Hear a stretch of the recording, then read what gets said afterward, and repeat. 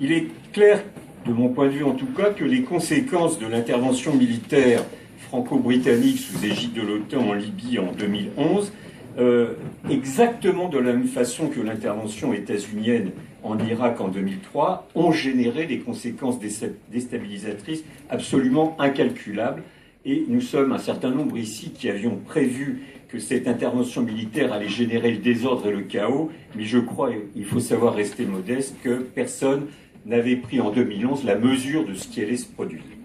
Et les conséquences de cette intervention militaire, à la suite du vote de la résolution 1973, le 17 mars 2011, il y a presque 5 ans jour pour jour, qui a été interprété, là aussi ce sera peut-être un sujet de débat dans la table ronde qui va suivre, cette résolution qui a été interprétée de façon pour le moins extensive, pour ne pas dire plus, gangrène littéralement la région et ne cesse de toucher des pays toujours plus nombreux, comme on l'a vu il y a 2 jours avec l'attentat en Côte d'Ivoire. Mais malheureusement, en la matière, le pire n'est jamais sûr.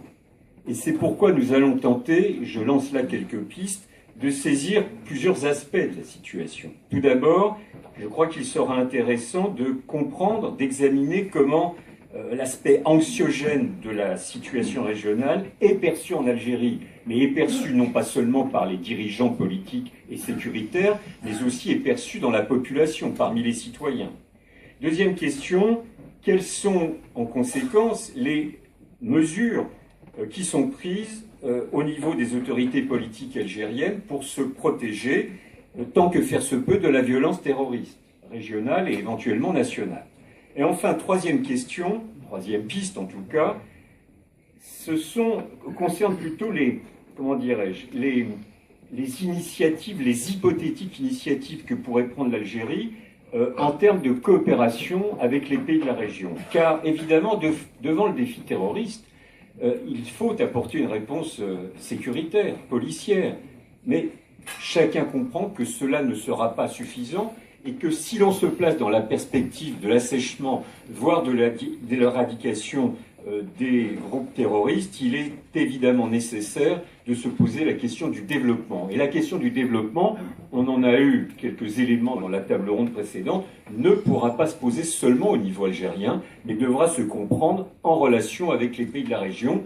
De quelle façon, comment, est-ce réaliste? Voilà autant de questions ou de pistes que je lance pour nos intervenants. Alors nous allons commencer dans cette table ronde à écouter pour Hasni Abidi, que je remercie d'être présent, qui est directeur du CERMAM à Genève, le Centre d'études et de recherche sur le monde arabe et méditerranéen, qui est enseignant, consultant et très médiatisé sur les chaînes françaises. Et je le remercie d'être parmi nous cet après-midi. Bonjour à tous, merci à l'IRIS. Au cours d'une conférence de presse improvisée à Tunis le 20 juillet 2015, l'ancien président français Nicolas Sarkozy, vous vous rappelez certainement, s'adressant aux Tunisiens, il déclare « Les Tunisiens n'avaient pas choisi leur emplacement géographique entre l'Algérie qui a souffert de l'intégrisme dans les années 90 et la Libye actuellement en proie au chaos. » Ça a été perçu comme un dérapage à Alger, ça a été perçu comme un constat biaisé et politisé. 8 mois après que les Tunisiens, dans leur majorité, élite politique, parti politique et pouvoir d'ailleurs, qui n'a pas tardé à se démarquer des déclarations de Sarkozy, mais la population tunisienne ne pouvait pas rêver mieux, en tout cas, que l'Algérie comme voisin utile dans l'utilité positive à la jeune transition tunisienne. Il est question ici, dans mon exposé, de démontrer, de voir un petit peu ce lien entre les dynamiques internes, si elles existent, et bien entendu, les mutations régionales, je n'emploierai pas les bouleversements, puisqu'on est encore au début de ces bouleversements, et voir un petit peu quelle est l'évolution de ce lien entre les deux phénomènes. Ce lien s'exprime en 4 paradoxes, ou j'allais dire, pour être encore plus précis, en 5 paradoxes. Le premier paradoxe, et je vais faire vite, quand tous les regards sont portés sur l'Algérie au lendemain de ce qu'on a appelé le printemps arabe, l'Algérie suit en fait une voie apaisée, singulière, on peut même dire, et continue son chemin. Elle élargit, c'est vrai, l'assiette du pouvoir grâce à cette gestion de la rente pétrolière. On a parlé donc de cette opération d'achat de la paix civile.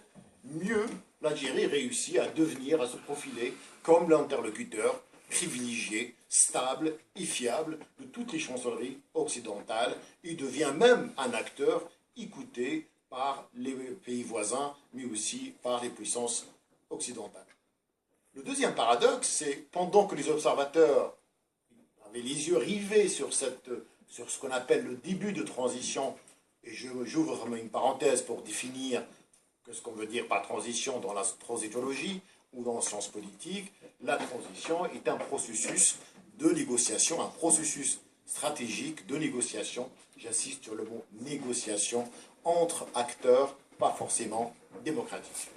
Pendant que les yeux étaient rivés sur sa transition aboutie, mal aboutie, ce retour de l'autoritarisme, ou ce qu'on appelle la mise à jour de l'autoritarisme, l'Algérie évacue complètement le vocabulaire, le discours sur la transition politique, sur les véritables réformes politiques et économiques, et bien entendu continue une autre, en tout cas, réforme propre au système. On reviendra dans le paradoxe suivant.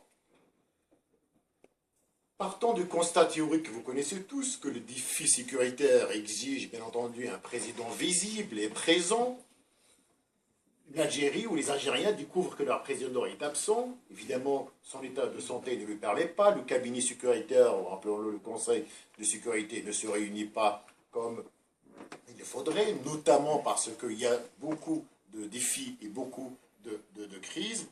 Le pouvoir algérien réussit tout de même à réduire la nuisance de tous les défis sécuritaires à l'intérieur, mais aussi à l'extérieur du pays.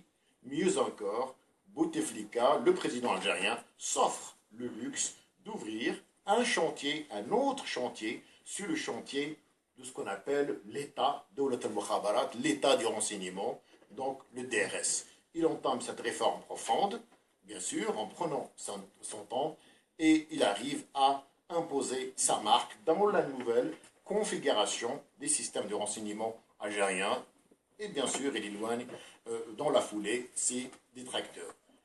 Et bien sûr, on arrive à ce qu'on appelle dans le langage humanitaire une certaine acceptation et acceptabilité de la situation nouvelle en Algérie. Le quatrième paradoxe, c'est que le discours politique algérien, vous le savez, soit en lisant la Constitution ou la littérature politique officielle, bien entendu, reste dogmatiquement lié, prisonnier à certains principes. Les trois les plus connus, on a parlé tout à l'heure d'un de ces principes, c'est ne pas intervenir dans les affaires des voisins, et bien entendu, la référence, la légalité internationale comme la seule référence dans la gestion des affaires, et bien entendu, on ne discute pas avec des acteurs non étatiques. En réalité, l'Algérie négocie, ou disons que l'Algérie s'offre aussi le luxe d'avoir une lecture très flexible, et j'allais dire même extensible, de ces trois dogmes, puisque l'Algérie négocie avec les acteurs non étatiques de tous les pays, bien entendu, qui forment en tout cas, ou qui constituent une menace. Je parle bien sûr de la Libye, du Mali et d'autres pays.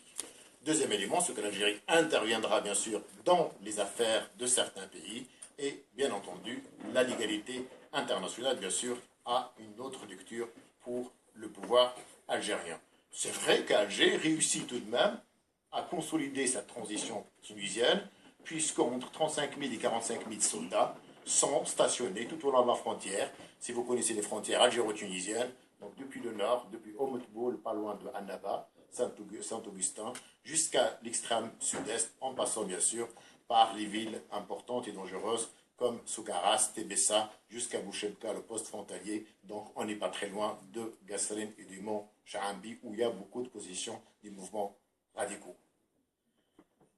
L'Algérie aussi, bien sûr, économiquement, soutient l'économie tunisienne. Il ne faut pas oublier que tout au long de ces frontières, on a recensé à peu près entre 600 000 et 700 000 Algériens qui ont traversé les frontières pour passer leurs vacances en Tunisie. ce qui constitue un gain financier très important pour la jeune transition tunisienne.